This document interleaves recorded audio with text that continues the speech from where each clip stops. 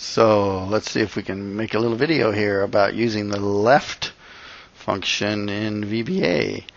So you'll notice this is how the left works. You give it a string as the first argument, comma, and then how many characters you want from that left side of that string.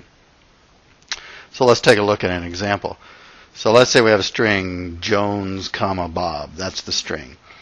And you can see I have a character count below that. So we see that the comma is in position 6, right? Okay, so that's pretty easy to understand. So let's take a little piece of code here.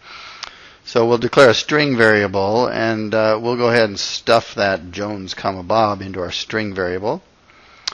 And then we need a variable to keep track of where the comma position is, so we'll declare that. And then the next statement is using the Instr function to find the position of that comma.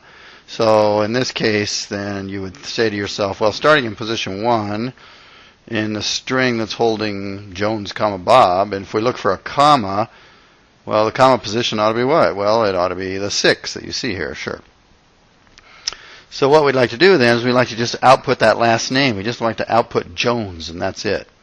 So we need the left part of that string, but how much of that string do we want? Well, we want all the way up to, but not including the comma. Well, we know where the comma position is, right? So it's in position 6. So how many characters do we want from that string that do not include the comma, though?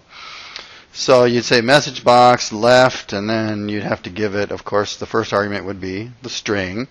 In this case, it's going to be a string variable, right? And then the second argument is going to be the length, or how many characters you want to display. Well, I bet you can figure that one out, right?